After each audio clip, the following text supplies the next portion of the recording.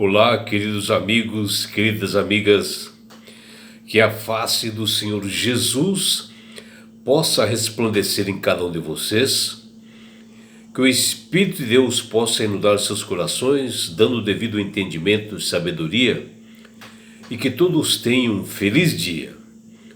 Vamos estudar a lição, e hoje, domingo 30 de junho, a lição 1 desse novo trimestre, ela tem como título Missionário Fracassado. E a lição de hoje está baseada no livro de Atos dos Apóstolos, capítulo 12, versículo 12, também Atos capítulo 13, versículo de 1 a 5, e também no versículo 13. E esses capítulos e versículos, eles falam do evangelista chamado Marcos, ou seja, João Marcos, onde aqui no livro de Atos ele é apresentado, como um jovem realmente pregador do evangelho.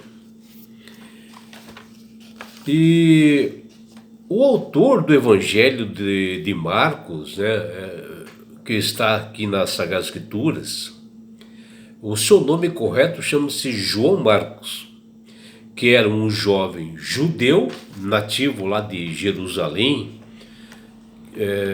conforme fala no livro de Colossenses, capítulo 4, versículos 10 a 11.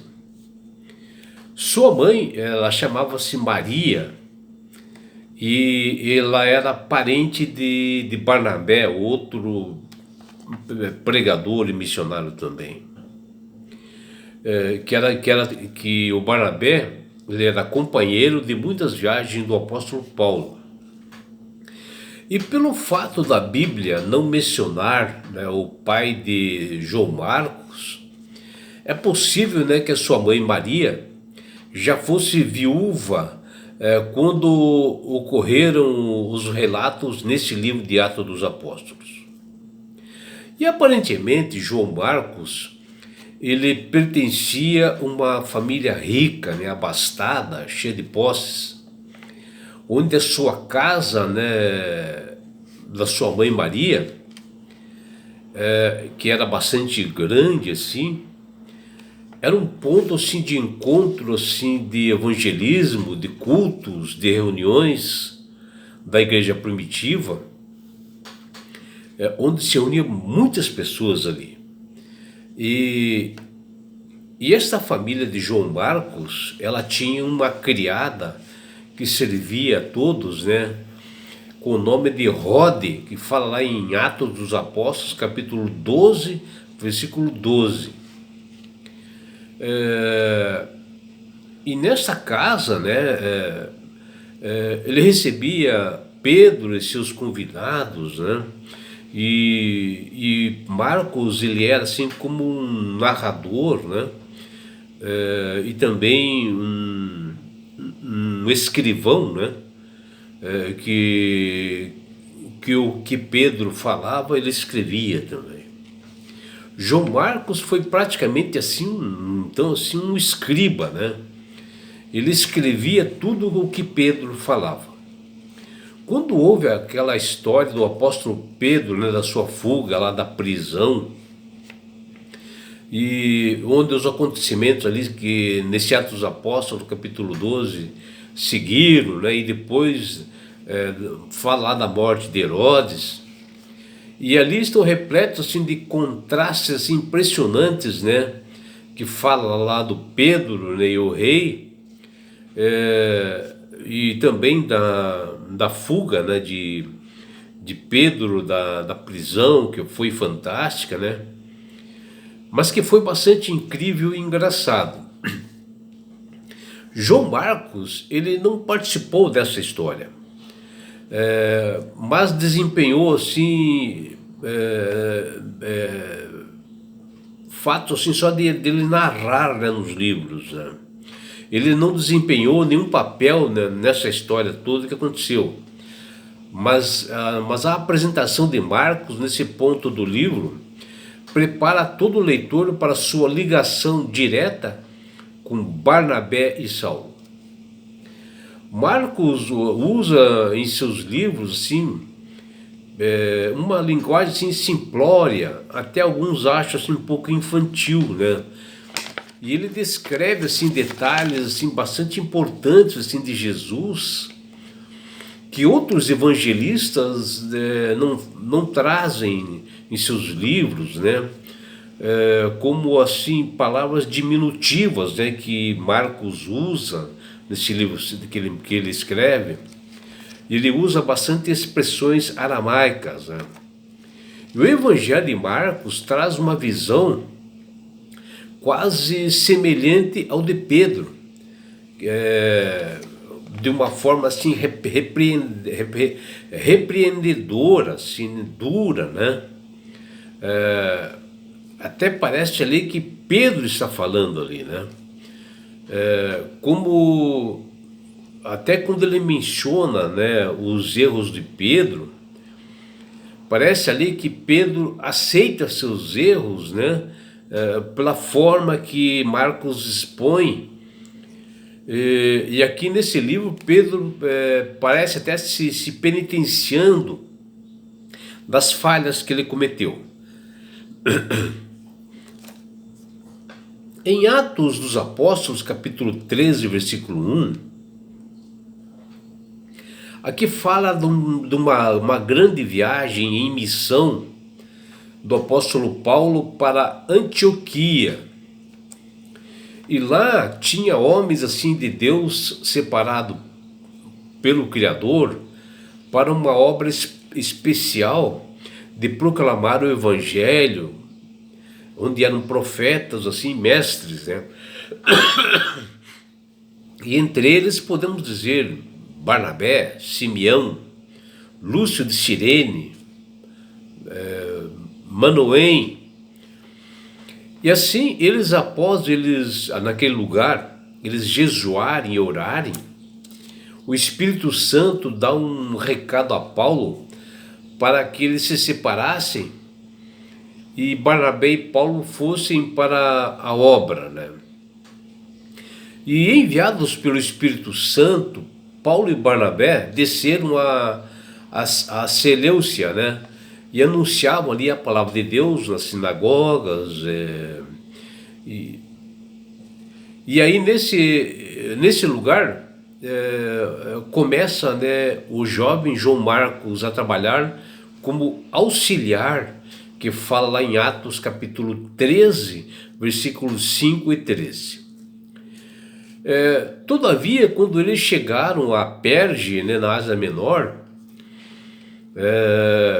quando Paulo estava ali com Barnabé, João Marcos, assim, sem mais sem menos, resolveu abandoná-los e retornar lá para Jerusalém, mostrando assim uma imaturidade espiritual. E Paulo e Barnabé continuaram a viagem sozinhos proclamando o Evangelho. Porém, o apóstolo Paulo nitidamente reprovou a atitude de João Marcos, onde mais tarde ele considerou ele como um desertor, ou seja, um missionário fracassado. E até Paulo, mais tarde, ele recusou a levar a João Marcos, né, na sua segunda viagem. Que Paulo ia fazer uma viagem missionária novamente, está lá em Atos 15, 38. Nenhuma razão é dada por essa partida de Marcos repentinamente, e também a sua ausência, né, de qualquer descrição de seus sentimentos, né, ou preocupações ou emoções. Ele foi lá para Jerusalém. E assim deixa para a imaginação o que teria motivado a João Marcos se retirar dessa proclamação do Evangelho ali. Só a saída dos esforços, né, desses grandes missionários, embora nós reconhecemos assim os perigos e desafios que existem, né? e que falam das Escrituras, não dá para compreender realmente por que João Marcos abandonou realmente a Paulo e Barnabé. Bom, eu tive uma experiência semelhante, o que aconteceu aqui com João Marcos. Eu havia recém-batizado na Igreja Adventista do Sétimo Dia. Eu frequentava ali a Igreja Vale do Sol no Boqueirão, no Curitiba. E uma determinada quarta-feira, uma senhora com um monte de filhos, ela apontou para mim e dizendo que ela queria que eu desse estudo bíblico para ela, sem nada, assim, ela pegou e apontou. E eu trabalhava em dupla, né, com uma outra pessoa juntos, assim a gente saía pregar o evangelho. E esta mulher, ela morava numa das maiores favelas de Curitiba, que é a favela Pantanal, que ela ficava na divisa de São José dos Pinhais e o bairro do Boqueirão, onde passava ali um riacho no meio. Era quase uma cidade essa favela Pantanal. E ela combinou que nós fôssemos 2 vezes por semana, né, que nós fôssemos no domingo e que nós fôssemos no sábado, para dar estudos bíblicos para ela. E uma semana antes de nós irmos na quarta-feira, eu dei uma cesta básica para ela, dei vários chocolates para as crianças dela, um monte de criança, quase 11 crianças ela tinha, essa mulher, nessa favela. E daí ela me deu o endereço, eu e esse companheiro de evangelismo fomos lá nessa favela Pantanal, né? E ela marcou meio de noite, às 19 horas. E eu tinha um carro preto, um Scenic preto, assim, bem equipado. E quando eu encostei na favela, assim, na frente da favela, veio ao nosso encontro o traficante que mantinha ali naquela favela. E ele veio armado. Quando assim, cheguei no portão, ele colocou uma escopeta junto com mais 3 pessoas assim, da equipe dele, e armados também. E esse meu colega já se assustou, assim, quase chorou assim naquele momento, né? E ele botou assim uma escopeta também no meu peito e eu expliquei para ele, dizendo que uma senhora assim assado, tinha 11 filhos e tal, que ela pediu um estudo bíblico e que nós estávamos auxiliando ela, trazendo alimentos, e de fato nós estávamos levando alimentos, né? E ele não queria saber disso, né? E queria, achando que nós éramos policiais pelo carro preto, e me abordou, né, com essa arma assim pesada. E eu mantive a calma, já o meu colega não.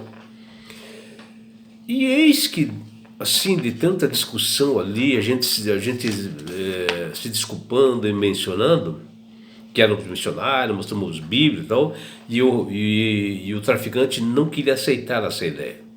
E eis que veio ao nosso encontro essas 11 crianças vieram, ô, seu João, então, e pegaram assim nossa mão e cercaram a nós, assim, parece um anjo assim, protegendo. Aí eles baixaram as armas e deixaram nós passar até lá a favela, que era bem no meio lá da favela, que nós andamos bastante com aquelas crianças, tudo tal. Aí demos o estudo bíblico. Quando nós voltamos, passamos de volta com o traficante, ele não falou nada, só que estava armado, e fomos embora.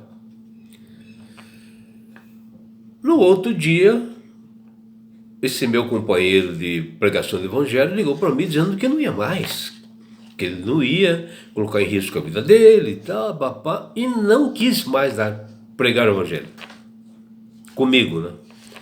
Vejam que situação. E é o mesmo caso aqui de João Marcos, né? que a gente não sabe o que de fato ocorreu com esse pregador, né? Porque, é claro, os cristãos eram perseguidos, né? O próprio Paulo teve várias perseguições, né?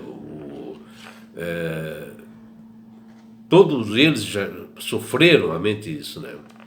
O que nós podemos entender é que João Marcos foi dominado assim pela atenção, pela falta de fé, assim como ocorreu, né, com o meu colega, e o temor abateu sobre ele, desânimo, né?